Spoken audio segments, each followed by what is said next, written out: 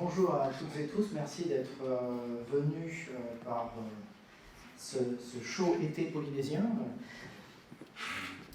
pour le séminaire de l'équipe Troca. C'est le troisième séminaire de l'équipe cette année. Et c'est le premier séminaire en visioconférence. Tout en bas de l'image ici, vous apercevez le vénérable visage de mon collègue et néanmoins ami Guillaume Moll, qui est en ce moment à Tahiti, sur le campus de l'Université de Polynésie française. Guillaume est polynésianiste, comme on dit, archéologue, spécialiste de la Polynésie. Il a fait une thèse sur les marquises, en particulier sur l'île de Wauka. Il est aujourd'hui maître de conférence à l'Australian National University à Canberra, en charge des enseignements d'archéologie.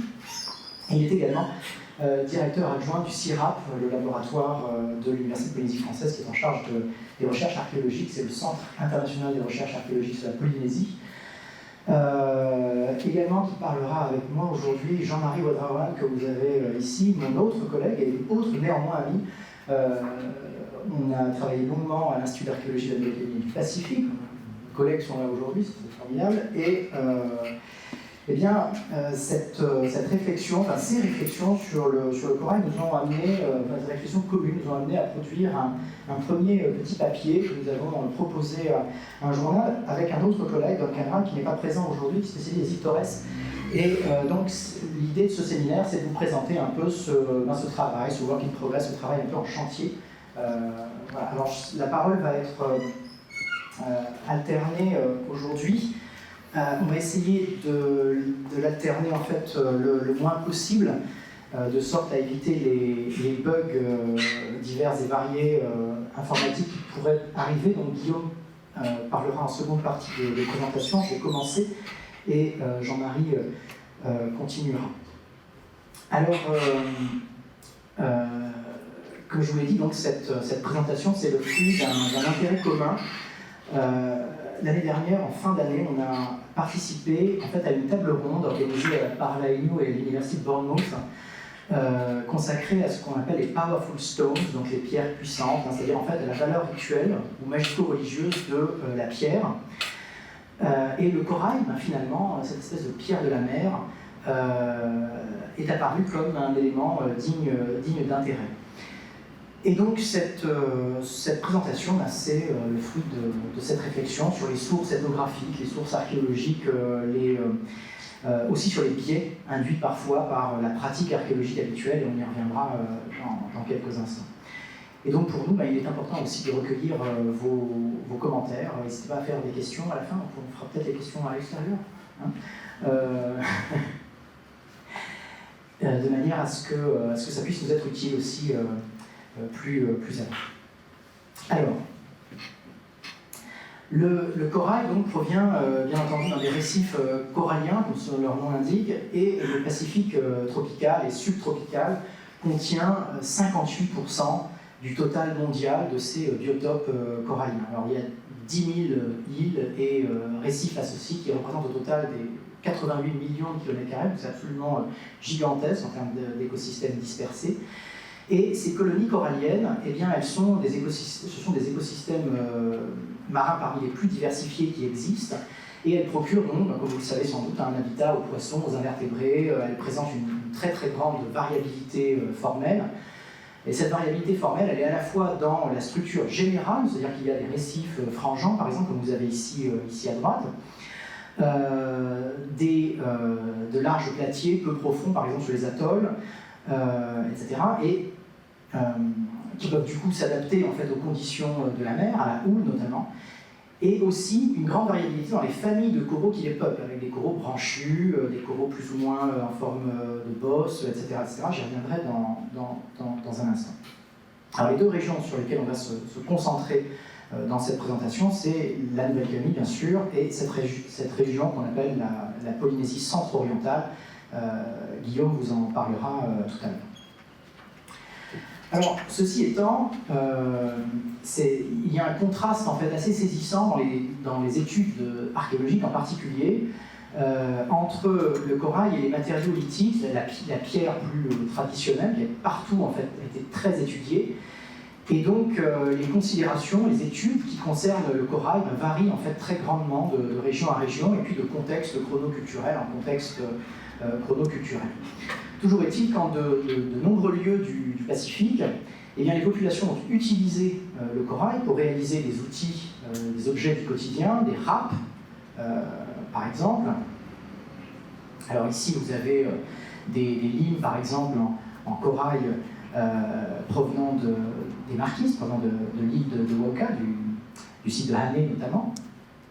Et puis, ou encore en bas à droite, ici, des râpes qui sont utilisées pour la production du kava, qui proviennent de l'île de Pentecôte, elles proviennent de la collection du musée de la Nouvelle-Calédonie. Parmi les exemples peut-être les plus spectaculaires d'outils en corail, eh bien, il y a ces pilons micronésiens ou polynésiens. Alors ici, c'est un exemple polynésien que vous avez ici, un pénou, avec une réalisation très très soignée en corail de type acropora. Alors les outils qui sont réalisés sur des coraux qui sont frais, c'est-à-dire des coraux qui sont collectés en fait... du coup je vois plus... Qu'est-ce qu'il fait lui avec lui? Excusez-moi. Donc les objets qui sont datés en fait, qui sont fabriqués avec des coraux frais, c'est-à-dire des coraux qui sont collectés vivants, eh bien, ont permis, par la datation qui peut être réalisée, de préciser la chronologie des sites étudiés. Parce qu'en fait, la mort du corail peut être aujourd'hui datée avec beaucoup de précision, des précisions qui sont plus fines souvent que la technique du carbone 14. Donc la technique de l'uranium-thorium sur le corail, c'est quelque chose qui a vraiment explosé en archéologie du Pacifique ces 20 dernières années, peut-être même ces 15 dernières années, et qui a considérablement redynamisé les recherches sur l'hygiène chronométrique, la redatation de tout un tas de sites, et en particulier des sites qui sont peu profonds, des sites qui sont mal stratifiés et qui sont en fait très communs dans les zones littorales ou sur les îles basses. Donc il y a clairement un intérêt croissant, scientifique, qui s'est porté sur le corail. Mais c'est plutôt un intérêt, j'allais dire, en fait, finalement, archéologico-technique,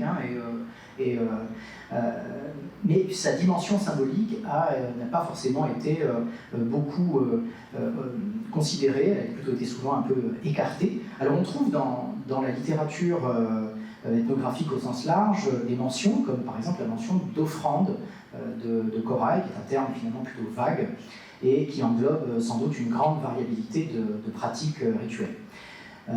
Il y a des sites archéologiques de grande sacralité, par exemple, comme la cité de Nanmandol à Pohnpei en Micronésie, ou des grands marae polynésiens, qui comportent des éléments en corail dans leur fondation, et autrement dit, du coup, des dépôts intentionnels, un peu comme on trouverait dans d'autres populations ou civilisations des dépôts votifs, par exemple, de fondation.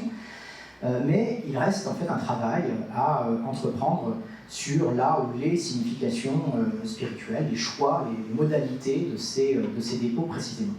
Il existe aussi des effigies, donc des idoles, des statues, des statuettes, etc., qui sont en corail. Il y a également des artefacts, des objets qui sont liés au culte et aux cérémonies, parce qu'en anglais on désigne souvent sous le terme paraphernalia,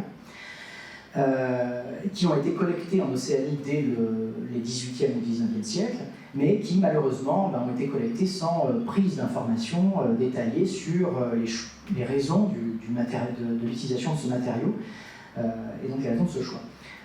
Donc là encore, finalement, le corail est un peu un espèce de parent pauvre finalement des autres supports de pierre, qui, quant à eux, ont été donc beaucoup plus étudiés. Et donc il y a de nombreux biais, des obstacles interprétatifs qui font qu'il n'existe pas réellement aujourd'hui de cadre théorique pour étudier efficacement l'utilisation rituelle du corail en contexte océanique. Alors en réalité, nous allons le voir, on peut déjà former en fait 4 grandes catégories d'applications rituelles, si on peut utiliser le terme. Il y a l'utilisation du corail comme matériau de construction pour des sites sacrés, on détaillera ensemble. Il y a l'utilisation de corail pour des structures ou des éléments rituels spécialisés, des offrandes de corail réellement. Et enfin, l'utilisation de corail pour la fabrication d'objets ou d'accessoires cérémoniels. tout ça sont 4 grandes familles, elles peuvent être, tout ça c'est bien sûr pas forcément très précis, hein, on verra comment on peut essayer justement de préciser tout ça. Donc ce qu'on propose de faire, c'est de revenir sur les utilisations connues du corail dans ces 2 régions, la Nouvelle-Calédonie et la Polynésie centre-orientale, en présentant les données de tradition orale, les observations ethnographiques ou les collectes plus récentes, des résultats de prospection, de fouilles archéologiques, et on va tenter de classer les modes de dépôt intentionnels, les contextes, les stratégies de sélection aussi peut-être, hein, telle espèce ou tel type de corail, tel type de corail, les significations potentielles éventuellement en lien avec des croyances ou des pratiques ritueliques locales. Alors en Nouvelle-Calédonie, le corail apparaît finalement comme une ressource qui a été finalement peu employée au long de la chronologie pourtant longue de l'archipel. Hein. Il y a un peuplement qui est quand même assez ancien, hein. Il y a 3000 ans d'occupation humaine de l'archipel. Et la part majeure finalement de l'utilisation du corail, eh bien, c'est celle d'un matériau de construction sous une forme qui est en fait celle du corail fossile. Les îles Loyauté, par exemple, constituent un ensemble avec une géologie qui est uniforme. Cette géologie est faite d'anciens récifs soulevés il y a quelques millions d'années seulement. Et donc le substrat y est quasi exclusivement, à l'exception de niveaux profonds de l'île de Marie qui sont basaltiques, mais tout le reste, en fait, de Walpole jusqu'à Beautemps-Beaupré, en fait, sont des îles qui sont coralliennes et faites de récifs soulevés. Ce qui fait que ce matériau, qui est appelé localement kacha hein, dans les îles, eh bien, a servi à l'édification de certains ensembles. Ça peut être des ensembles défensifs. Donc, vous avez ici cette muraille en corail fossile de Nakudotite qui est très célèbre à Maré, mais aussi celle donc, moins connue ici de Pakada à Maré. Vous voyez des blocs de très grande dimension hein, qui sont déposés les uns à côté des autres. Hein. Vous voyez qu'en fait il n'y a que 4 blocs sur la photo, hein. C'est des blocs gigantesques hein, qui font environ 1 tonne de poids, environ à peu près. Et aussi la muraille de Osso, ici à Lifou. Au passage, on remercie notre collègue François Wadra pour les photographies présentées ici, puisque ce sont les siennes.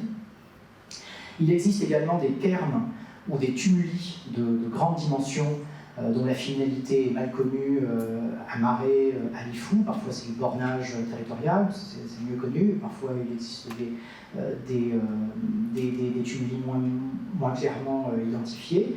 Et puis, eh bien, parce que l'extrême sud de la Grande Terre et l'île des Pins ont aussi connu des soulèvements coralliens récents au Quaternaire, il y a la corbeille de Yaté par exemple, hein, c'est connu, eh bien, il existe aujourd'hui donc dans ces régions des plaines coralliennes fossiles couvertes de forêts ou de zones de culture traditionnelle. Alors à l'île des Pins, il existe des tumuli, vous en avez un exemple ici, cette petite bosse hein, que vous voyez là, gazonnée. Certains de ces tumuli au moins sont des tumuli avec des restes funéraires à l'intérieur. Il y a des individus inhumés à l'intérieur. Ils s'y trouvent par centaines, donc c'est aussi c'est déjà intéressant. Ils sont constitués de corail pour certains d'entre eux. Et à Yaté, ben, il n'est pas rare non plus d'apercevoir des murets organisés en vastes ensembles, qu'on appelle souvent des murets de champs, mais qui sont en fait le fait de nettoyage des champs avant la mise en culture. Donc, quand on trouve des blocs de corail épars, on les met en tas, on fait des murs avec. Alors ça sert à faire du parcellaire, ça sert donc à délimiter quelque part des parcelles, mais ça sert aussi parfois à améliorer en fait le substrat, ou en tout cas à améliorer la culture, la rendre propice, parce que ça limite aussi l'emprise du vent et donc l'assèchement de la terre et l'évapotranspiration des sols. Vous avez en bas à droite ici, en fait, alors on le voit parce que c'est un petit peu caché par Guillaume, mais je vous assure qu'il y a donc des murets en terrasse comme ça, c'est sur la côte est de l'île des Pins, une photo qui a à peu près une quinzaine d'années maintenant, il faudra aller la reprendre. Alors, les relations à l'échelle de l'archipel de la Nouvelle-Calédonie, elles ont été bien sûr fréquentes hein, tout au long de la chronologie. Il y a des périodes de relations plus intenses à l'échelle de l'archipel, parfois peut-être éventuellement de repli de certaines régions. Ça a été théorisé notamment par Christophe Sand dans sa thèse. Mais il est clair que la particularité de la Nouvelle-Calédonie qui fait qu'il existe des ressources lithiques qui sont très variées, notamment des ressources abrasives en Nouvelle-Calédonie, des grès, des gabbros en grande quantité, Et bien ça a été bien sûr un concurrent finalement du corail, parce que des caractéristiques du corail pour la fabrication d'outils, des intérêts que le corail peut avoir, c'est son côté abrasif. Et étant donné qu'il existe d'autres roches abrasives en Nouvelle-Calédonie en grande quantité, finalement ça a été un concurrent du corail, et ça explique peut-être pourquoi en Nouvelle-Calédonie on a moins d'outils comme des râpes ou des limes en corail, parce qu'il existe d'autres matériaux qui peuvent entrer en concurrence avec lui. Cela dit, vous avez ici donc les photos anciennes, que vous voyez ici au centre. Fritz Sarrazin décrit dans son étude de 1929 des outils en corail. Et donc il écrit ceci: pour percer des trous dans les gourdes, donc ce sont ces gourdes en calebasse que vous avez en fait à droite, ce sont celles de la collection du musée de Nouvelle-Calédonie. Pour percer des trous dans les gourdes, on utilise au loyauté des branches de corail, et cet effet on l'utilise très certainement en Calédonie, mais j'ai oublié de m'en informer. La planche 12 représente 2 forêts de corail de marée. L'extrémité du premier est une branche presque droite. Elle semble amincie et usée par le travail de perçage. Sarrazin explique, excusez-moi, il y a également donc, dans le filet que vous voyez ici à gauche, donc des éléments de bois qui permettent de faire flotter donc, la partie supérieure de la scène, parce qu'en réalité c'est une scène, et dans la partie basse, vous voyez des espèces de petits qui remplacent les plombs d'une scène contemporaine, qui sont en fait des petits fragments de corail percés naturellement, probablement collectés sur les plages. Donc ça c'est de la collecte un peu opportuniste finalement, pour de l'objet tout à fait ordinaire. Un dernier exemple de fabrication d'objets du quotidien, eh bien c'est ce poids en fait qui vient ce poids de filet, ce laisse de filet qui provient de Walpole et qui a été collecté par notre mission conjointe là-bas en 2020. Donc on pourrait penser finalement que le rôle du corail en Nouvelle-Calédonie, en dehors d'un matériau de construction dans les îles où finalement c'est la seule ressource et où le corail finalement n'intervient que très peu dans la fabrication d'outils, finalement le rôle du corail aurait été finalement un peu nul, un peu absent finalement, ou seulement utilisé de manière opportuniste. Pourtant, eh bien, en réalité, il faut qu'on tempère ce constat, puisqu'il existe au moins quelques éléments qui nous permettent de penser qu'il y a une certaine valeur rituelle attachée au corail. Alors il existait autrefois en Nouvelle-Calédonie, au moins pour le dernier millénaire, à l'échelle de ce qu'on appelle l'ensemble culturel traditionnel kanak, un ensemble de pratiques magiques reposant sur la manipulation de pierres, alors je dis pierres entre guillemets, et parmi celles-ci, parmi ce qu'on appelle donc ces pierres à magie kanak, on trouve des fossiles, par exemple, des fossiles de crabes, des fossiles de coquillages, des blocs naturels, des pierres qui ont été grossièrement mises en forme, des cristaux, des réemplois d'objets, de fragments d'objets, c'est le cas de pic à gorge par exemple employé, et aussi du corail. Alors Sarrazin décrit par exemple un hasé, c'est-à-dire une pierre esprit de Lifou, d'origine corallienne, en ces termes. Alors vous l'avez ici sur la photo du centre, tout en bas, la numéro 12. Une pierre magique à tuer de Lifou est un morceau de calcaire de près de 9 cm de long. De ces trous émergent 5 appendices ronds et bruns, dont le plus long mesure 2,5 cm. C'est peut-être une gorgone entourée de bryozoa, d'algues, de calcaire et de mollusques. La pierre repose dans une valve de bénitier avec 2 coquilles de moule qui servent à gratter les ingrédients à mâcher. Donc on voit que dans cette magie, par exemple, les éléments marins sont omniprésents, peut-être en référence au fait que les pays des morts se trouvent souvent dans la mer ou nécessitent un passage sous la mer pour éventuellement y accéder. Alors, dans cette même veine, eh bien, sur la droite de cette image du centre, vous avez ce long fragment à droite de corail branchu qui est donné comme une pierre à tuer les ennemis, collectée à Netsé, c'est-à-dire à marée. Et Sarrazin mentionne également, dans son étude, qui est quand même une espèce de compendium, une espèce de corpus important de tout un tas de témoignages, un morceau de corail utilisé aussi pour retrouver des biens perdus. Donc on voit quoi? Eh bien finalement que le corail prend en Nouvelle-Calédonie le même rôle que d'autres matériaux lithiques, puisqu'on va retrouver ses fonctions, comme celle de tuer ou celle de retrouver des biens perdus, appliquées à d'autres supports, notamment des roches, en d'autres endroits de l'archipel. C'est donc bien une pierre de la mer, au sens où on entend. Enfin, au titre des pratiques magico-religieuses, il existe une tradition de fabrication de statuettes anthropomorphes. Alors elles sont assez rares, et elles proviennent à peu près toutes de Lifou. Alors, mise en évidence par l'administrateur et collectionneur Louis-Joseph Bouge au début du XXe siècle, elles sont réalisées à partir de grès, donc importés de la Grande Terre, ou de stalactites, plus fréquemment.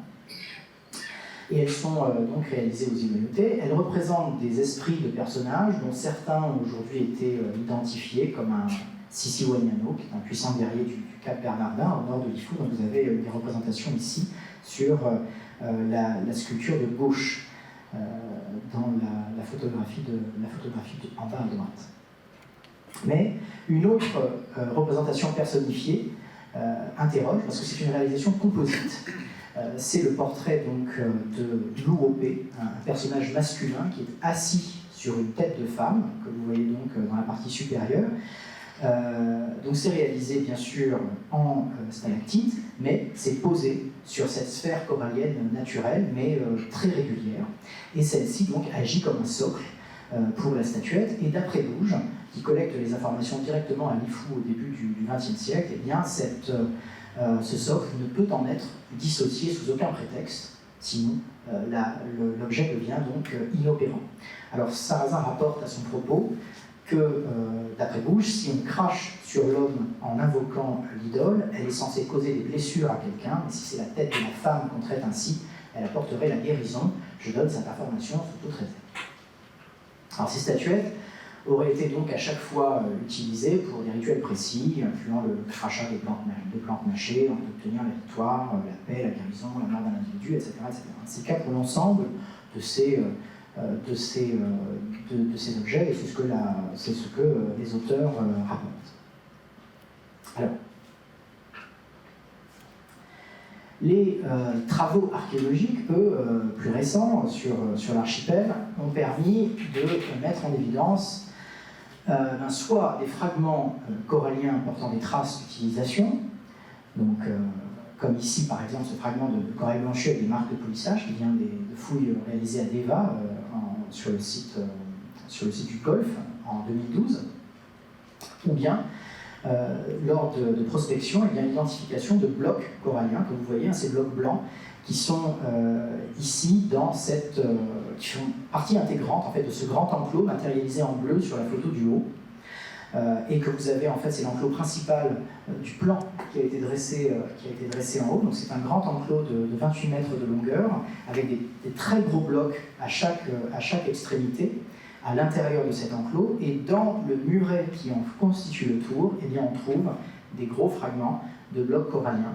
C'est à l'île des Pins, sur un site qui s'appelle, qui porte le numéro KTT 015, sur le plateau de l'île des Pins, et donc à plusieurs kilomètres du bord de mer, 6 ou 7 kilomètres du bord de mer en moyenne. Ce sont donc forcément des fragments qui ont été amenés et qui ont été, comme vous le voyez, donc intégrés au muret constitué, et intégrés bien sûr de manière intentionnelle.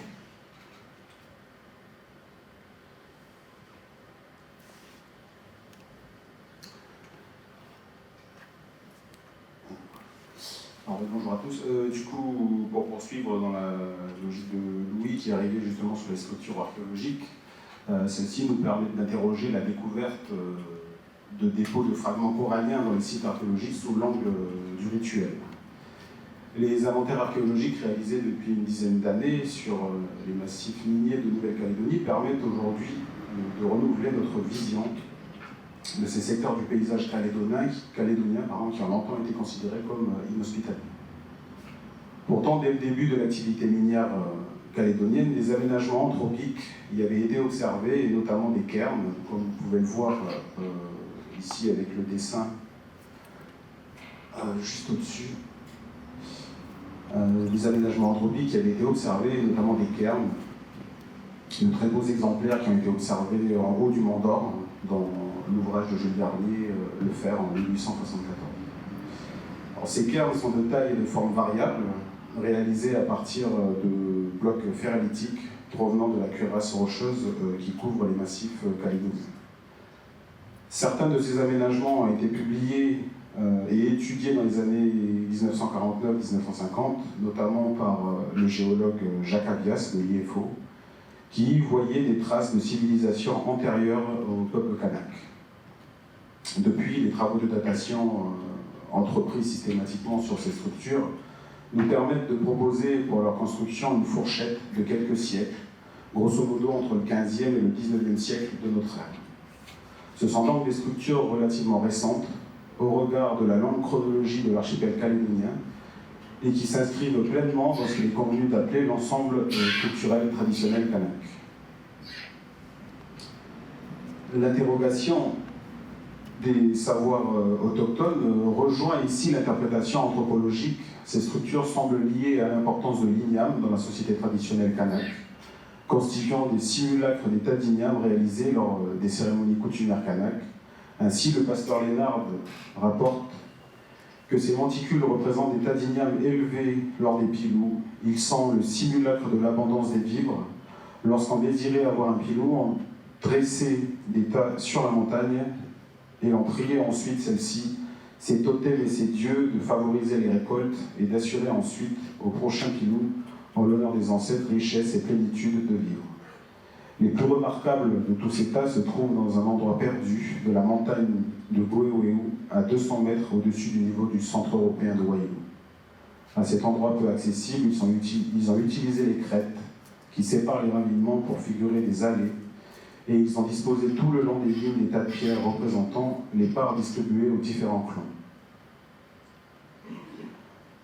Alors, sur le plateau supérieur de la presqu'île de Kwakweta-Bogota, sur Canala, plusieurs milliers de cairns existent, dont vous pouvez voir quelques exemples sur les photos, là, tout en bas.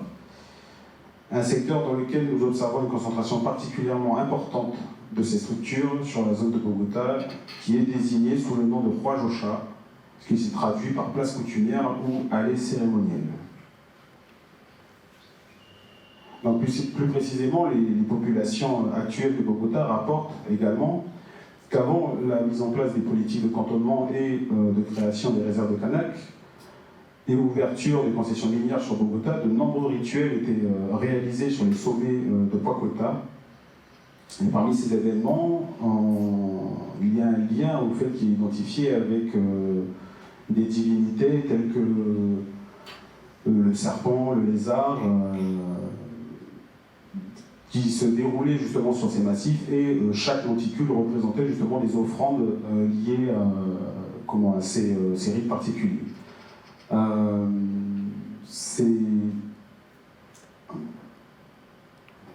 Alors parfois, pris dans ces aménagements, pour faire le lien avec l'objet de notre présentation, se trouvent des éléments d'origine marine, tels que les coquillages et les coraux, du corail branchu, mais également des blocs plus larges, comme ici ont été amenés intentionnellement, des zones littorales situées à plusieurs centaines de mètres en contrebas des zones de dépôt. Quelle pouvait être la symbolique de ces dépôts, observés entre 450 et 600 mètres d'altitude? Nous verrons justement dans quelques instants que des questions similaires se posent à l'autre bout du Pacifique, avec Guillaume.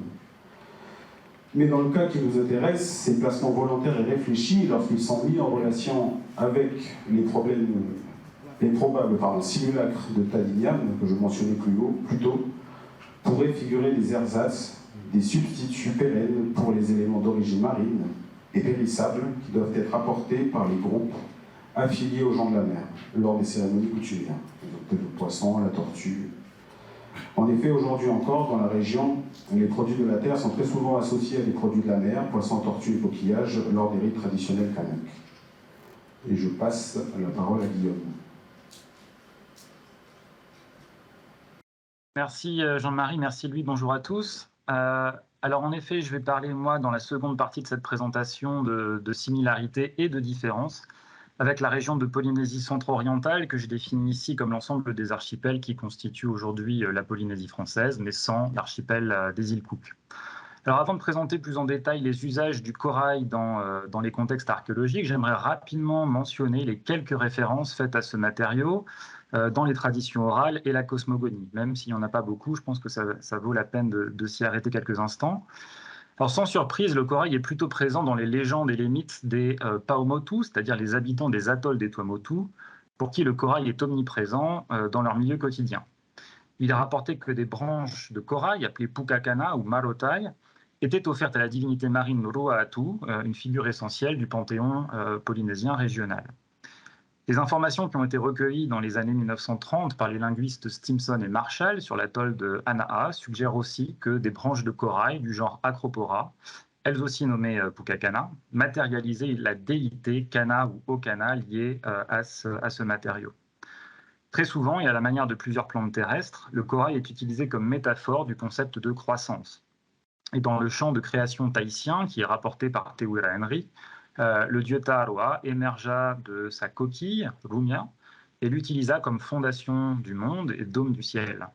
Et puis plus tard, le dieu Ru soulève le ciel Rumia et il utilise un corail arborescent pour le soutenir. Donc on a quand même quelques mentions dans ces mythes et traditions de ce matériau important. Alors tournons-nous à présent sur les divers usages du corail au temps ancien, qu'on peut grosso modo regrouper donc dans les 4 catégories d'applications que Louis a mentionnées au début de cette présentation.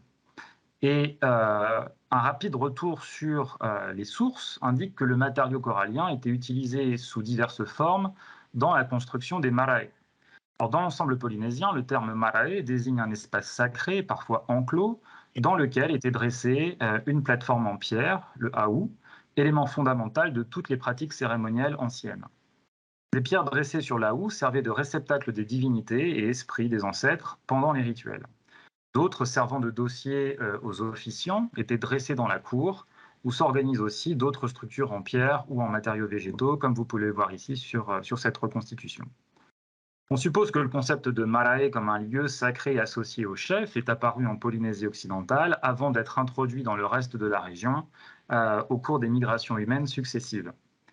Les marae, véritables clés de voûte de la société polynésienne traditionnelle, sont donc ainsi présents dans toutes les îles de la région. Néanmoins, leur diversité architecturale est très forte, ce qui explique aussi les efforts soutenus des archéologues quant à leur étude, et ce depuis la fin du XIXe siècle. Mais dans cette multitude de formes et d'organisations monumentales, eh bien, le corail comme matériau de construction soulève plusieurs questions quant à sa sélection, son emploi et sa valeur rituelle. Alors prenons le cas des atolls des Tuamotu, où le corail est omniprésent et façonne le paysage des îles Basses. Dans ces environnements, dépourvus de ressources lithiques, il ne fait aucun doute que les communautés polynésiennes n'avaient guère d'autre choix que de se tourner vers ce matériau pour édifier des monuments parfois de grande ampleur, comme ici sur la photo, le marae de Toa Maora sur l'atoll de Temoe, qui est un des plus grands de la région dans l'archipel des Gambiers.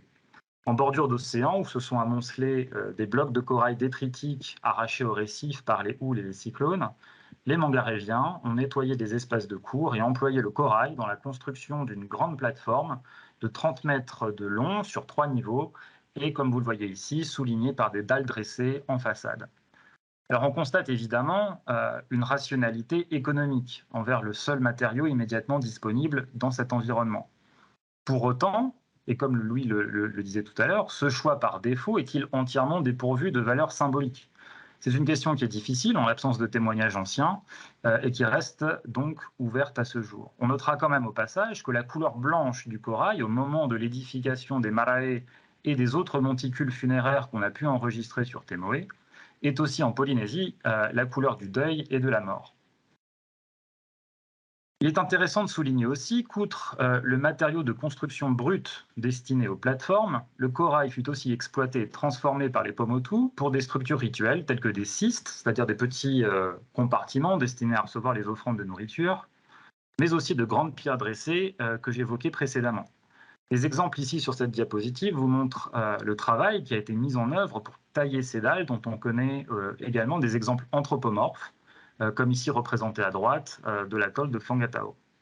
Ces éléments extrêmement sacrés dans l'enceinte des marae, puisqu'ils étaient liés aux ancêtres et aux dieux, ont certainement reçu une attention toute particulière. Aux îles de la Société, bien que le corail soit disponible et accessible partout sur ces îles hautes entourées de récifs barrières ou frangeants, son usage est beaucoup plus restreint aux îles du Vent, où les monuments sont essentiellement faits de pierres basaltiques, qu'aux îles sous le vent, où toutes les structures intègrent le matériau corallien. Alors la photo ici à gauche de la restauration du marae de Manunu à Wainé par Yoshi Sinoto atteste à la fois de l'usage de grandes dalles de corail monumentales dans l'édification de la façade du haou, mais aussi de la grande quantité de matériaux nécessaires à son remplissage interne. Il en est de même sur le complexe cérémoniel de Taputapuatea, à Arayatea, qui est aujourd'hui classé au patrimoine mondial de l'UNESCO et que vous avez ici à droite sur la photo. Donc le transport et la taille de ces grandes dalles de corail et de beach rock a de toute évidence nécessité un énorme travail de préparation et une mobilisation de main-d'œuvre importante sous l'égide de la dynastie des grands chefs, en particulier ceux de la vallée de Opoa, Arayatea. Alors en revanche, la situation est bien différente aux îles du Vent. Sur les îles de Tahiti et de Moorea, par exemple, les marae sont essentiellement construits en pierre basaltique ou en roche vacuolaire, soit brute, soit taillée. Cependant, les appareillages en pierre sèche intègrent parfois des blocs de corail, notamment dans les assises de fondation des haous, voire des bordures extérieures des plateformes. Leur intégration peut être ponctuelle ou irrégulière, comme on le voit à gauche ici sur ce tahua ou la place de réunion de Pererao à Moorea. Mais dans certains cas, on note en revanche l'implantation de gros blocs de corail porites et cari, taillés selon des modules quasiment standardisés et parfaitement alignés. Là, ici, c'est la photo à droite que je vous ai indiquée du Mare Nupure de Moorea, où on voit quasiment un appareil de type cyclopéen dans les assises de fondation. Donc l'incorporation de corail dans certaines parties d'un marae en pierre est donc non seulement très reconnaissable, mais atteste surtout d'une intentionnalité dans le choix du matériau et de son dépôt. Pour les archéologues, la reconnaissance de ces éléments dans les fondations des sites permet, comme le disait Louis un peu plus tôt, la datation très précise de la construction des monuments grâce à la méthode dite uranium-thorium, dont les marges d'erreur sont infimes par rapport aux datations radiocarbone standards sur des fragments de coquillages ou de charbon, comme on en a l'habitude.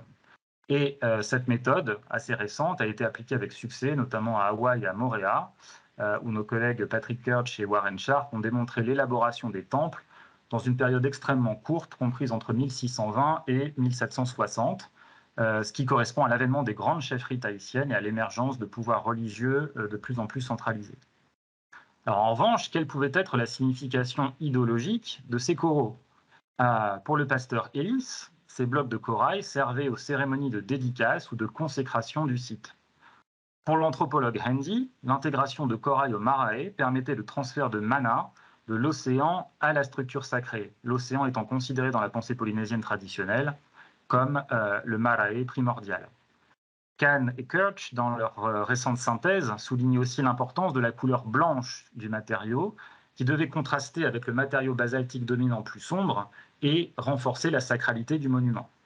D'ailleurs, il est aussi fait mention de pierres de basalte qui étaient couvertes d'une chaux de corail blanche appelée papatea. Donc on voit déjà apparaître ici dans cette première partie un certain nombre de difficultés dans l'identification de la fonction rituelle de ces éléments coralliens, mais de manière plus prosaïque sur la nature même du dépôt. À savoir, doit-on considérer un bloc de corail dans la fondation du marais comme un dépôt de construction ou bien comme une offrande ? Et c'est ce qui m'amène ici à la deuxième application dont je voudrais parler. Alors, on va partir cette fois-ci sur les îles Marquises, où des offrandes de corail ont été découvertes et interprétées comme telles dans ou autour de structures rituelles fréquentées par les pêcheurs. C'est notamment le cas sur les îlots inhabités de Fatuuku et Atuiki, qui sont connus dans les traditions orales comme des lieux où les pêcheurs conduisaient des rituels de fertilité aux divinités marines. Les visites d'archéologues et de botanistes de ces îlots isolés et très escarpés ont montré la présence de plateformes, dont certaines ont été interprétées comme des plateformes funéraires, dans ou sur lesquelles étaient déposés des morceaux de corail à des élévations allant jusqu'à 300 mètres au-dessus du niveau de la mer. Il en est de même sur des petites structures enregistrées à Nukuhiva par ma collègue Sitzel Millerstrom, où une douzaine de ces hôtels de pêcheurs ont été inventoriés et ont livré des morceaux de corail et de beach rock associés à des dalles de keetu, c'est-à-dire un tuf volcanique de couleur un peu rougeâtre, ainsi que de coquillages placés dans les pavages ou insérés dans les murets. Alors, bien que plusieurs de ces structures soient indépendantes, les hôtels de ce genre étaient aussi communs dans les résidences de pêcheurs sur les littoraux des vallées. Alors, ces résidences de pêcheurs, qu'on appelle aux Marquises des Mahia Havaïa, comprenaient à la fois des lieux de vie, de couchage, de repas, mais aussi des hôtels spécialisés permettant aux groupes de pêcheurs associés à une chefferie de bénéficier d'une autonomie rituelle. Linton, qui fut l'un des premiers archéologues américains à travailler aux Marquises dans les années 1920, décrivait ces maisons tapous où les hommes conservaient leur matériel de pêche lorsqu'il n'était pas utilisé.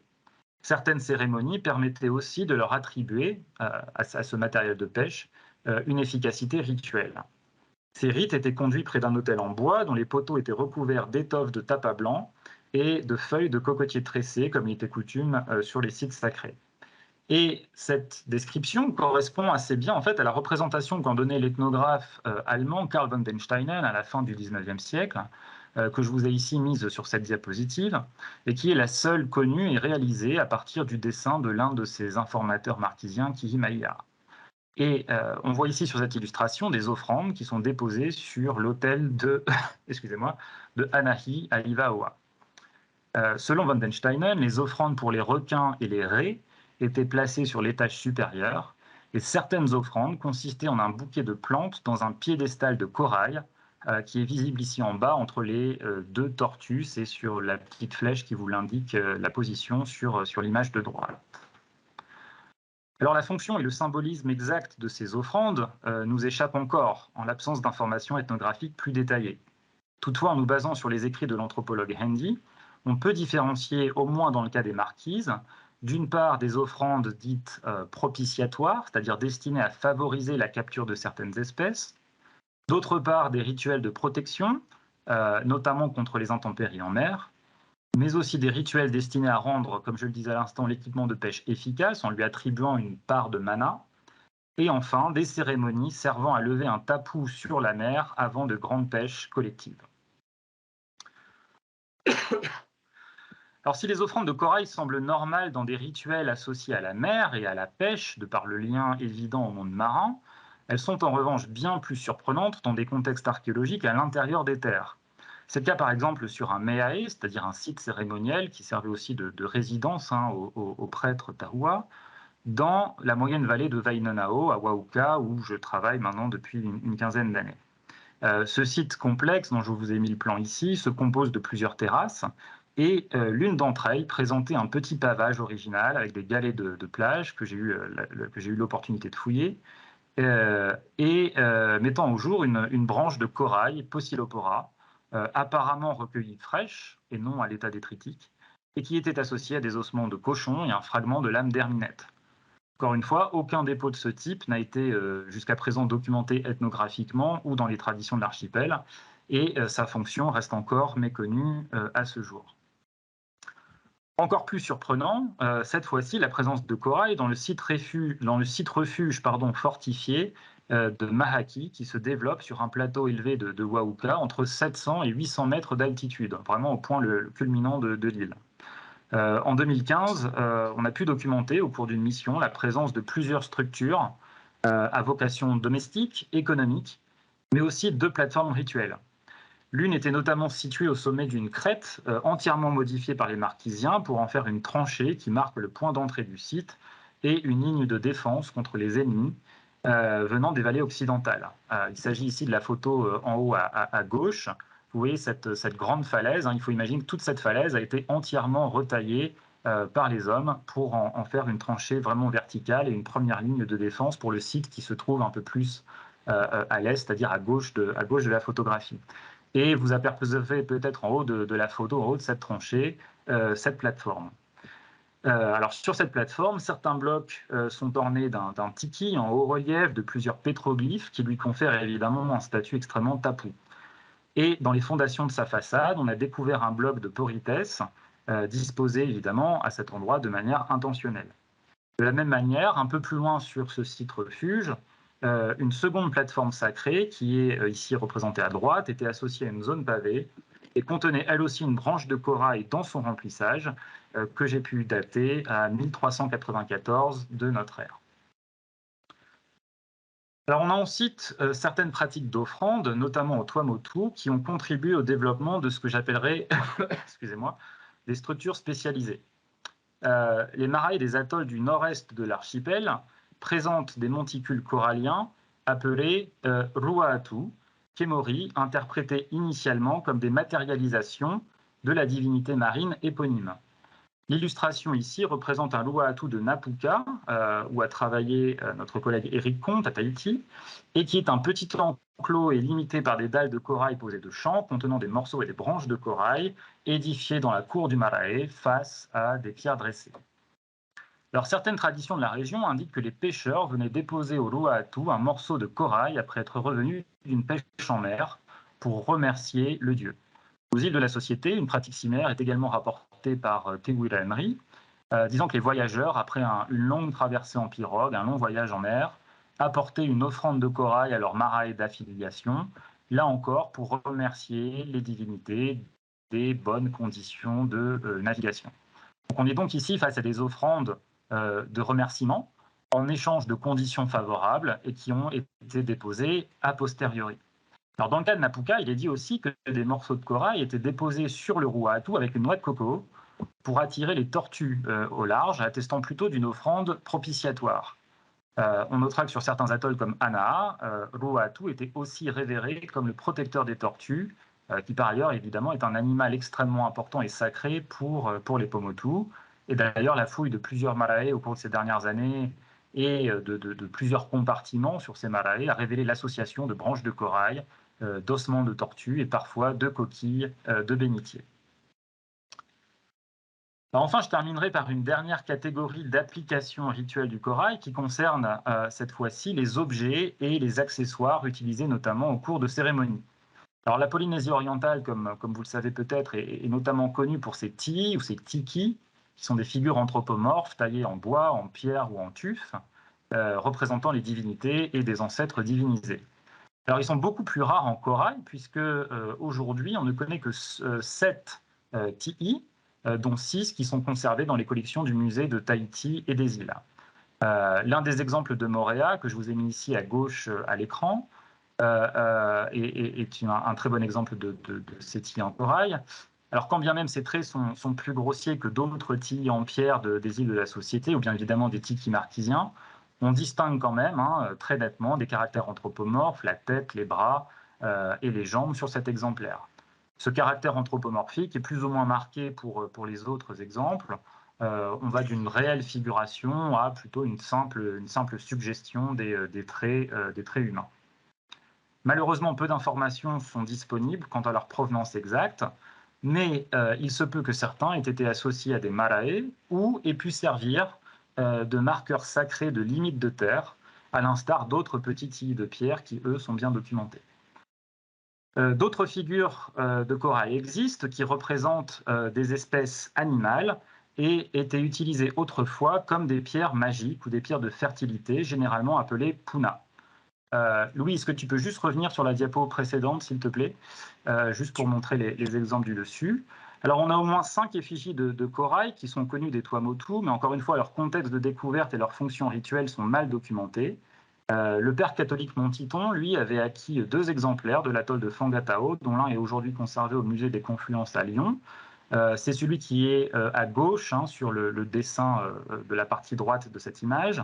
C'est un très très bel objet, entièrement sculpté sur toutes ses faces, qui mesure à peu près 8 cm de haut, avec 2 perforations en haut, qui pourraient avoir servi peut-être à passer une cordelette.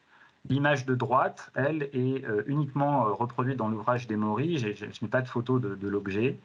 Ce dernier avait aussi recueilli une effigie qui est au Bishop Museum, qui ressemble aussi beaucoup à un autre exemple, le 4e exemple qu'on connaît dans la collection Holman, aujourd'hui au musée Te Papa de Auckland.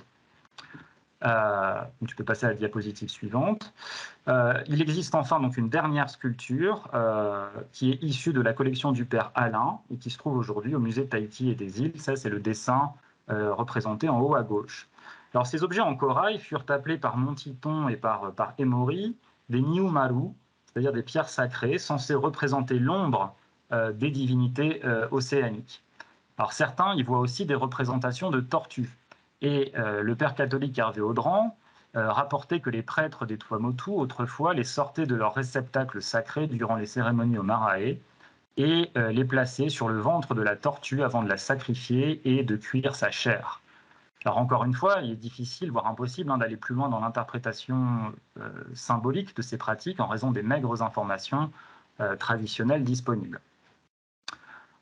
On note aussi que des pierres à tortue, censées elles aussi attirer les animaux à proximité du rivage, sont connues aux îles de la Société, puisque le musée de Tahiti et des îles possède un punaonu, c'est-à-dire une pierre à tortue en corail de Mopiti, ici à gauche, ainsi qu'un punaia, une pierre à poisson, elle aussi en corail, de Tubuai, cette fois-ci aux Australes, et pour lequel la forme de l'animal est bien reconnaissable.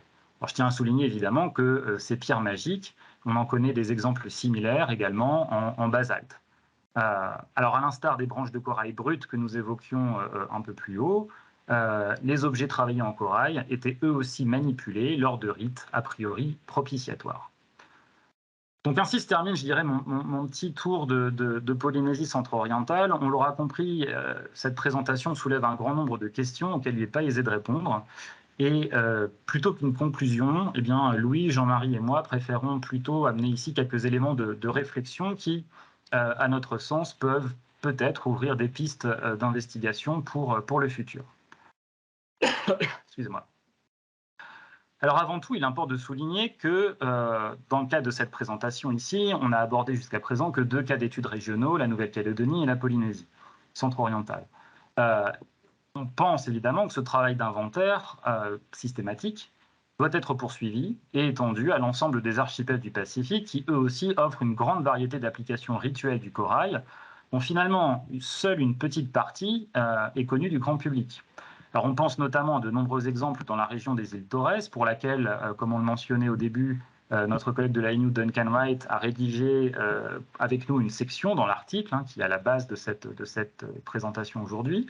On a par exemple aux Torres, comme ici à gauche, des figures féminines appelées baguères, qui avaient été collectées par Adon au tournant du XXe siècle, qui servaient à conserver le feu allumé pendant que les propriétaires de la maison s'en éloignaient. On connaît aussi des bustes et des têtes anthropomorphes de Makira au Salomon qui sont conservés au British Museum. Vous avez ici 2 très très beaux exemplaires de ces têtes. On a également d'autres exemples similaires au Vanuatu pour lesquels, une fois encore, il serait crucial de mettre en relation le contexte archéologique de découverte et les informations traditionnelles. Alors on pourra aussi citer rapidement les guerriers de corail qu'on appelle Nabakana sur l'île de Tabitehuea au Kiribati. On pourrait aussi parler de l'usage de gravier corallien qu'on appelle kilikili dans certaines pratiques funéraires, notamment dans les tombes à Tonga. Un peu plus connu, on a les orbites en corail des moai, donc les grandes statues de l'île de Pâques, qui, en tout cas certaines d'entre elles, recevaient autrefois les iris taillés dans du tuf volcanique. Là, je vous ai mis un exemple qui est dans le musée de Rapa Nui. Et puis, on a encore, par exemple, les monnaies de pierre de Micronésie, appelées rai, qui sont des disques taillés dans le calcaire corallien et échangés au sein de complexes relations économiques et cérémonielles avec Yap. Donc, ce n'est qu'au travers, finalement, de ces études systématiques de ce genre qu'il sera possible, peut-être un jour, de documenter les continuités et les discontinuités entre les régions et les cultures océaniennes dans le temps long, et donc d'apporter de nouvelles connaissances aux systèmes socio-religieux anciens. Alors nous pensons que le travail qu'on a essayé de débuter ici avec lui et Jean-Marie, au travers de ces 2 cas d'études, a permis en tout cas de révéler une diversité de pratiques et de fonctions symboliques bien plus grande que précédemment admises. Alors revenons d'abord sur l'exploitation du matériau corallien. On a pu démontrer par exemple que les Océaniens avaient exploité le corail, vivant ou mort, sous différentes formes et l'avaient transformé à différents degrés. Si on considère le matériel brut, ça inclut, donc on l'a vu, des blocs, du gravier corallien, des branches cassées, du corail détritique. Dans certains cas, le matériau a été extrait et taillé de manière grossière ou équarrie à partir des formations récifales ou du beach rock. Et en Polynésie, l'usage de coins en bois et le recours au choc thermique pour dégager de grands modules est attesté. Dans de nombreux endroits, le corail était aussi transformé en chaux ou en pigment, dont l'usage remonte en fait à la décoration des premiers pôles à Pita, il y a à peu près 3000 ans, mais qui a continué comme ornementation du corps et des cheveux, par exemple aux îles Torres ou encore aux îles Tuvalu. De manière intéressante, le corail et la chaux de corail sont devenus essentiels au XIXe siècle pour la construction des nouveaux villages missionnaires, ce qui a laissé place aussi à une exploitation à grande échelle. C'est un travail que, par exemple, Louis et moi avons commencé à faire dans l'archipel des Tuamotu en documentant des villages missionnaires sur Whakaina. Enfin, les processus de transformation les plus impressionnants eh bien, concerne la fabrication des objets rituels, des accessoires et des figures qu'on vous a présentés, dont la finition a pu rivaliser avec les plus abouties des traditions de sculpture sur bois ou sur pierre en Océanie. Comme on l'a également montré, la disponibilité du matériau corallien dépend des facteurs écologiques et des types d'îles qui sont eux aussi très variés. Et pour cette raison, la primauté du corail dans les constructions monumentales dans certains endroits a longtemps été considérée comme une décision économique rationnelle, c'est-à-dire on pourrait presque parler d'un choix par défaut. Cependant, les exemples dont on a discuté aujourd'hui, d'intégration de corail dans des structures de pierre, contredisent cette vision d'un déterminisme environnemental qui est finalement assez simpliste et qui atteste au contraire de choix conscients, d'une véritable sélection et de dépôts volontaires, parfois même au niveau d'un genre ou d'une espèce de corail. En parallèle, on a des objets rituels, dont on a parlé aussi, qui ont des analogues fabriqués en bois ou en pierre, et ce au sein même d'un même contexte culturel. Donc, quand bien même les contraintes écologiques ont certainement joué un rôle, là il n'y a aucun doute là-dessus, malgré tout, la sélection consciente du corail témoigne d'une intentionnalité pour des objectifs rituels spécifiques et donc accorde à partir de ce moment-là aux matériaux une valeur symbolique particulière. Alors cette valeur symbolique, évidemment, elle est un petit peu plus compliquée à reconstruire. À partir du moment où le corail est prélevé, mort ou vivant, cela implique une manipulation d'un élément issu du monde marin qui sera in fine intégré à un contexte terrestre. Donc on a ce transfert d'un milieu à l'autre qui sous-entend dans la plupart des cas une connexion symbolique entre le marin et le terrestre. Des exemples très forts de cette connexion concernent par exemple l'association du corail à des espèces animales telles que les poissons, les tortues, les dugongs et les coquillages. Ça c'est attesté non seulement au contexte archéologique, mais c'est aussi frappant dans les formes animales que prennent les sculptures en corail dont on a parlé. En Nouvelle-Calédonie, dans le Grand Nord de la Grande Terre en particulier, les mondes sous-marins existent en miroir des mondes terrestres et donc cette connexion permet le voyage des esprits des défunts. Pour les Polynésiens, l'océan sert de matrice dont dérive l'organisation socio-religieuse. Et puis les tortues, par exemple, représentaient aussi les messagers des ancêtres déifiés qui reliaient ce qu'on appelle le Po, c'est-à-dire le monde des dieux et de l'obscurité, et le Ao, c'est-à-dire le monde des vivants et de la lumière. Et donc finalement, on se rend compte que ces principes cosmogoniques justifient la sacralité du corail et ont pu motiver finalement une grande variété de pratiques rituelles. Alors, dans tout cela, quelle est la place pour l'archéologie? Puisqu'encore une fois, nous sommes tous les trois archéologues et on essaye de pousser un petit peu la réflexion de ce côté-là. Alors, notre analyse de la littérature archéologique produite sur finalement un peu plus d'un siècle ne laisse aujourd'hui aucun doute sur le fait que le matériau corallien, en tout cas dans cette perspective rituelle, n'a pas reçu l'attention qu'il méritait, en particulier lors des opérations de fouilles. Généralement, le corail brut, qui n'est pas travaillé, est très souvent rejeté avec le sable, le gravier, la terre, le sédiment qu'on retire des fouilles.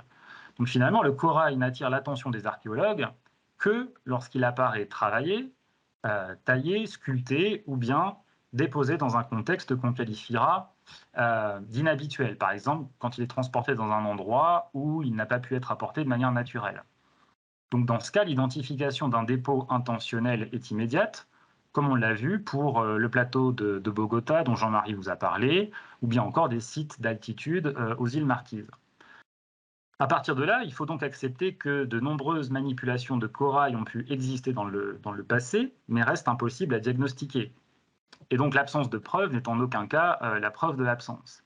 Alors ce biais qui est propre à notre discipline est évidemment très difficile à dépasser, en particulier lorsque les traditions orales et les informations ethnographiques restent parcellaires et ne remontent quasiment jamais aux périodes les plus reculées de l'histoire des Océaniens.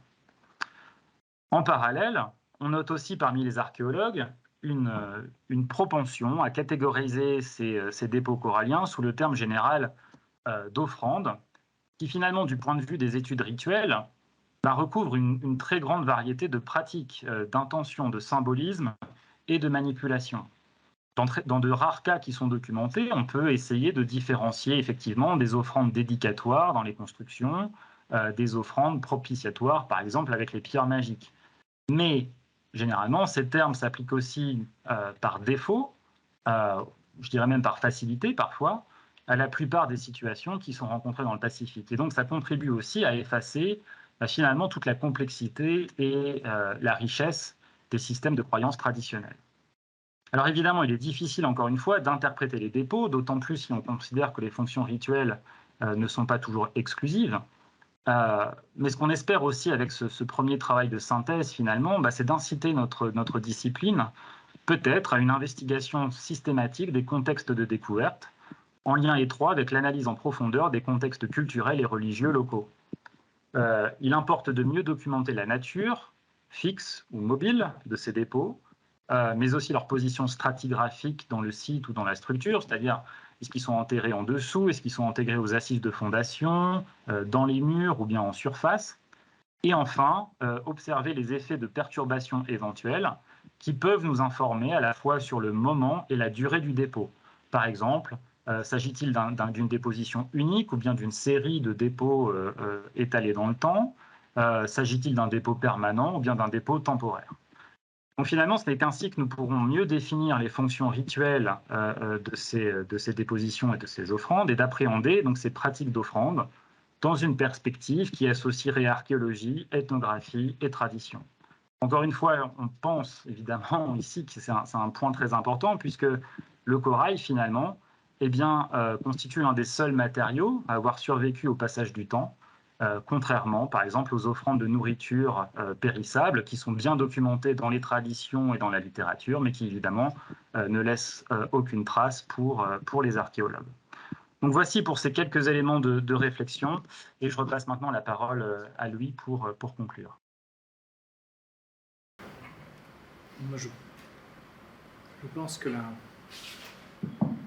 Je pense que Guillaume a tout à fait conclu. Je vais me contenter d'un certain nombre de remerciements avant vos questions. J'ai l'impression qu'il fait un poil plus frais. Non, c'est pas le cas. Non, d'accord. L'illusion, sans doute. Voilà, je voudrais remercier les équipes techniques de l'UNC. On a aussi reçu beaucoup d'aide de Marine Vallée et Tamara Marie, qui sont conservatrices du musée de Tahiti et des îles.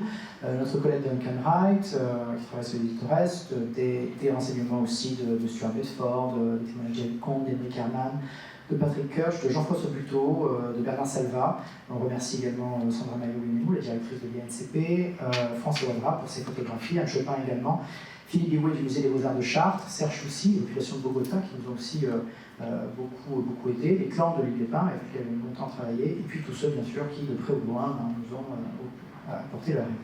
Voilà, merci beaucoup, et attendons vos questions en espérant qu'elles soient courtes et peu nombreuses, vu la température qu'il fait. Merci.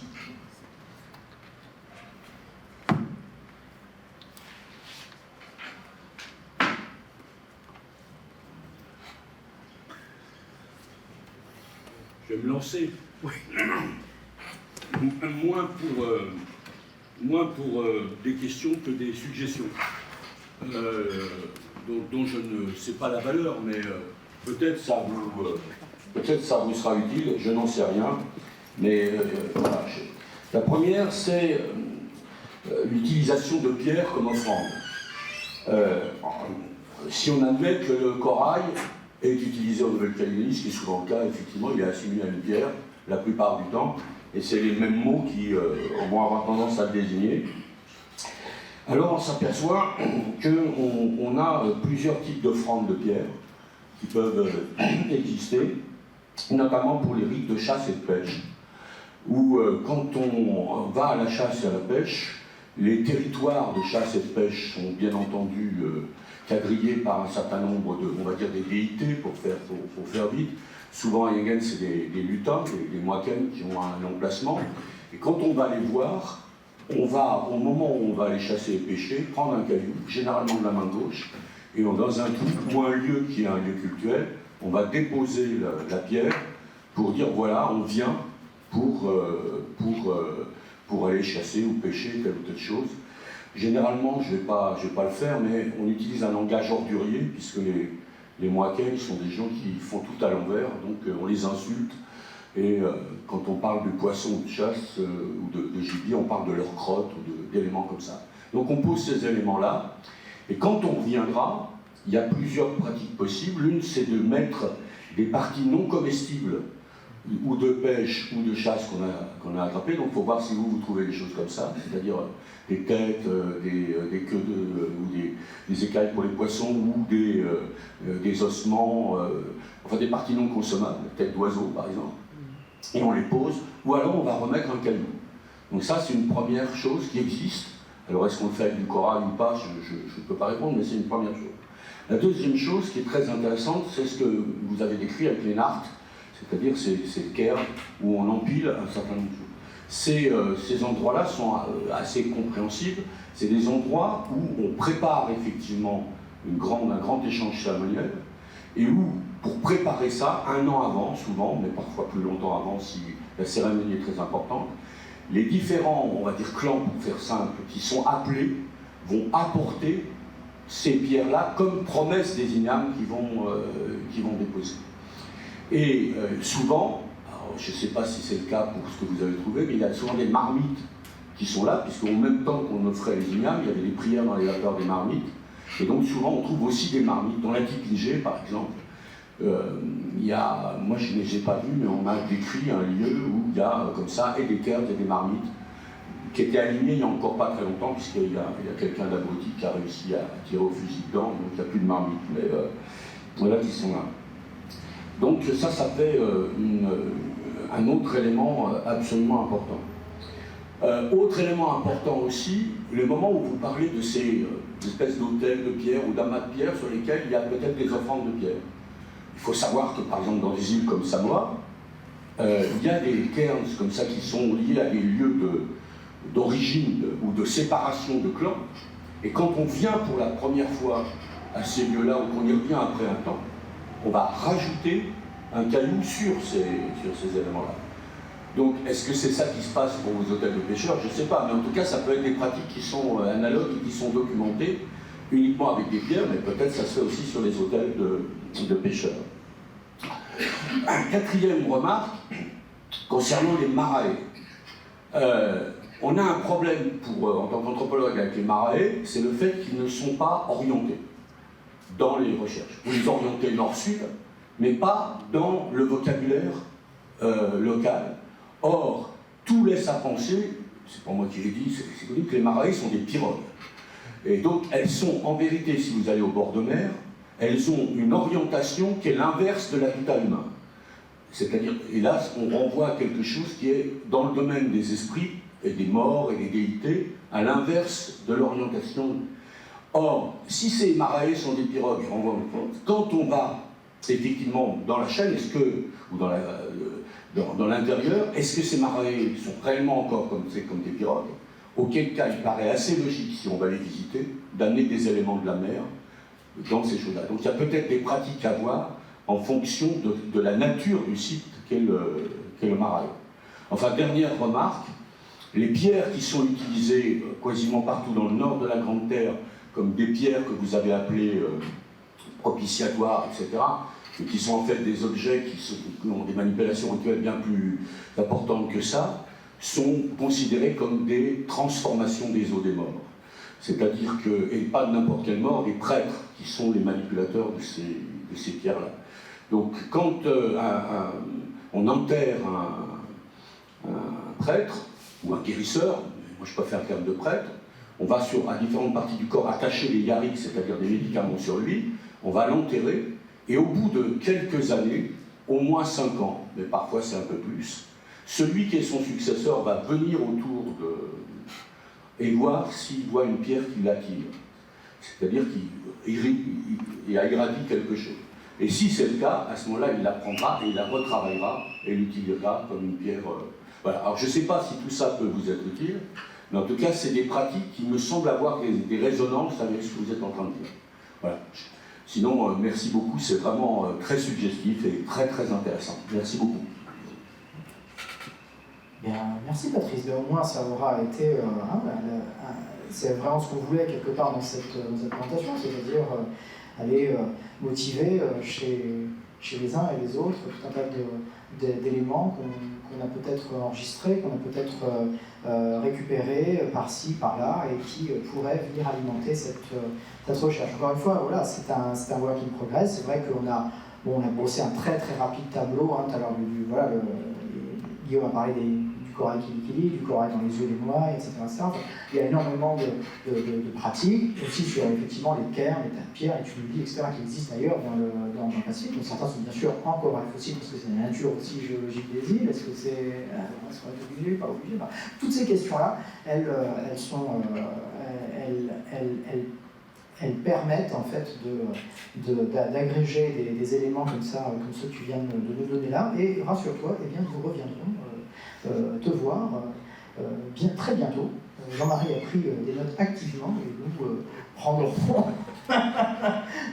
rendez-vous avec toi afin de noter tout ça. Tu as envie de faire un commentaire peut-être, Guillaume, sur les pirogues marais peut-être? Je me dis que c'est quelque chose que tu connais, que Eric et toi connaissez bien. Oui, merci Patrice pour tous ces commentaires, c'est passionnant et comme dit Louis, on va revenir vers toi très rapidement. Oui, alors sur le cas des Marae, effectivement, alors le lien Marae, pirogue, océan, c'est aussi un vaste sujet d'études et de discussions. Il y a beaucoup de choses qui ont été dites. On avait d'ailleurs fait une présentation sur ça avec Eric à une conférence il y a quelques mois. Et sur la question des orientations également, il y a des travaux qui ont été publiés ici, il y a d'autres choses qui ne sont pas publiées mais qui sont connues. Donc oui, absolument, il faudrait creuser ça et puis de manière plus systématique dans une sorte de notion d'inventaire. C'est vraiment essayer de rattacher certains de ces dépôts dont on a parlé aujourd'hui, ces dépôts rituels, à non seulement des types de marae, puisqu'on sait qu'il y a une variété de marais extrêmement grande du point de vue monumental, mais aussi du point de vue de l'affiliation à différents niveaux de la chefferie polynésienne, allant de l'individu jusqu'à la communauté au sens large, avec évidemment des pratiques rituelles qui divergent entre ces sites, et puis aussi dans la durée.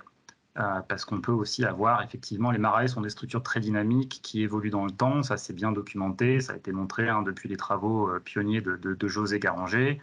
Donc là aussi, il y a sûrement aussi des pratiques rituelles qui peuvent changer dans le temps. Donc tant du point de vue, je dirais, diachronique que synchronique, il y a encore beaucoup de choses à creuser sur tout ça. Mais merci pour tous ces commentaires, Patrice.